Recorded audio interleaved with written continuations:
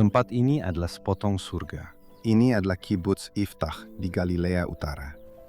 Dan tempat ini punya semua yang kamu butuhkan. Ada kebun buah di sini, Ada kabin-kabin bergaya pedesaan. Hanya ada satu hal. Tempatnya sekitar 1 mil dari Lebanon. dan satu hal itu mengubah hampir segalanya. Bagi orang-orang yang tinggal di sini, Lebanon bukan sekedar tempat di peta. Ini adalah pemandangan dari taman. Setelah Hizbullah melepaskan tembakan dari Lebanon pada Oktober 2023, sekitar 60.000 warga Israel mengungsi dari komunitas di utara. Iftach juga ikut kosong. Rumah-rumah ditinggalkan, kebun-kebun terbakar, dan apa yang dulunya pemandangan, kini menjadi garis depan. Kami harus menanam ulang, karena selama perang, kebun-kebun kami terbakar.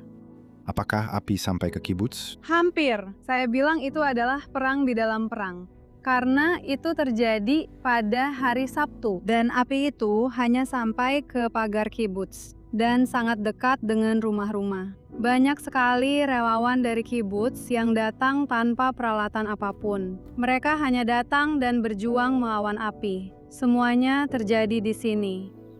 Rumah-rumah berhasil selamat, namun sebagian tanah tidak. Tapi mungkin pertanyaan yang lebih menarik muncul kemudian. Setelah orang-orang akhirnya bisa meninggalkan masa evakuasi, apakah mereka benar-benar akan kembali? Saya berpikir bahwa kepulangan itu harus terdengar sampai ke Lebanon. Itulah tujuan saya untuk kembali ke rumah. Pada hari kami kembali ke rumah, kami mengatur semua mobil, semua orang dari kibbutz, semua keluarga mengendarai mobil mereka. Dan kami sangat bersemangat. Saya harap mereka mendengar kami. Tidak, itu tidak halus. Bagi Anat, pulang ke rumah bukan sekedar akhir dari evakuasi, itu adalah sebuah pengumuman. Saya pikir ini adalah kemenangan kita. Saya merasa bahwa kami sedang melarikan diri. Kami menjadi pengungsi dari rumah kami di negara kami sendiri. Jadi saya pikir kita harus mengumumkan bahwa kita akan kembali. Kembali adalah satu hal. Memilih untuk pindah ke sini setelah semua yang terjadi adalah hal yang berbeda. Namun itulah yang benar-benar mulai terjadi. Anat mengatakan sekitar 10 keluarga memilih untuk tidak kembali. Rumah-rumah mereka tidak dibiarkan kosong. Dan sekarang, 22 keluarga lagi diharapkan akan menempati lingkungan baru yang sedang dibangun.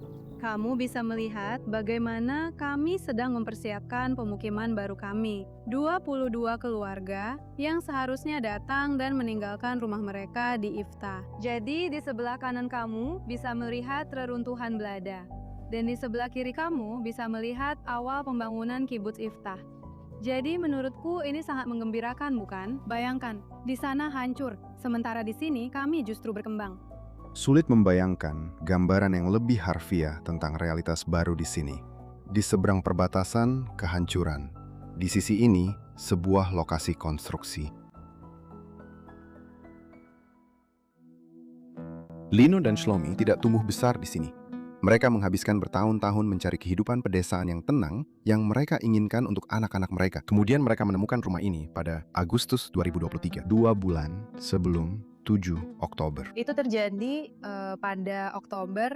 pada Agustus 2023, 2 bulan sebelum tanggal 7 Oktober. Kami sampai di sini dan merasa seperti memenangkan lotre, seperti berada di surga. Dia ingat menunjukkan Lebanon kepada anak-anaknya dan mengatakan kepada mereka bahwa mungkin suatu hari nanti akan ada perdamaian dan mereka bisa berkunjung. Lalu konflik di perbatasan meletus. Suaminya dipanggil untuk dinas cadangan. Linoy pergi bersama anak-anak dan surga itu hanya bertahan sekitar 2 bulan. Saya sadar bahwa saya tidak menyerah pada mimpi itu, bahwa mimpi ini akan terwujud dan terjadi. Meskipun akan memakan waktu, tapi saya tetap bersama kibbutz dan komunitas. Dan disinilah cerita Iftach menjadi agak bertolak belakang dengan dugaan. Perang tidak meyakinkan semua orang bahwa tinggal di sini itu mustahil. Bagi sebagian orang, tampaknya justru terjadi sebaliknya.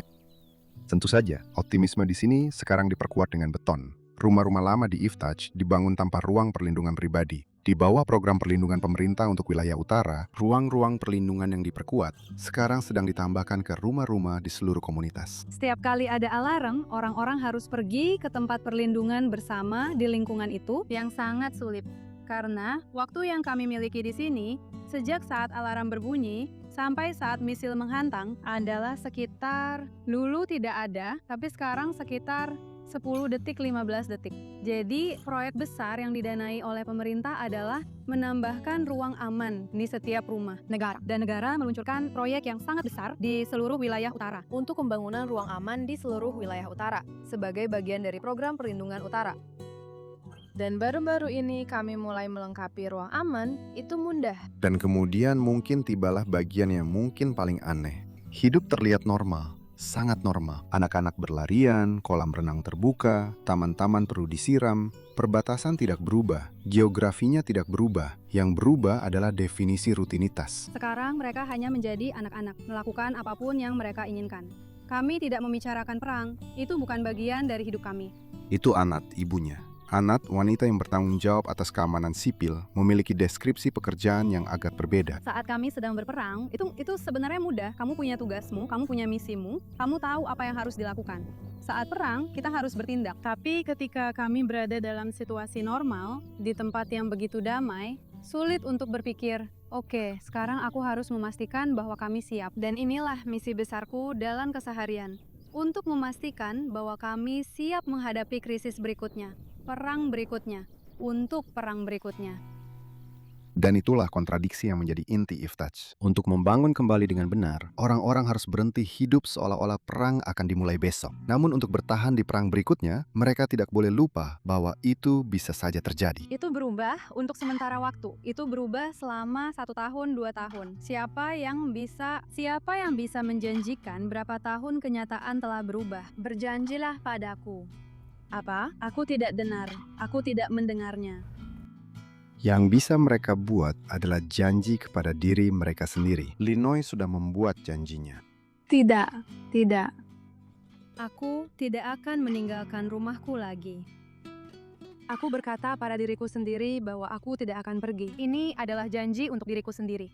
Aku bisa membuat janji pada diriku sendiri. Aku berharap bisa menepatinya.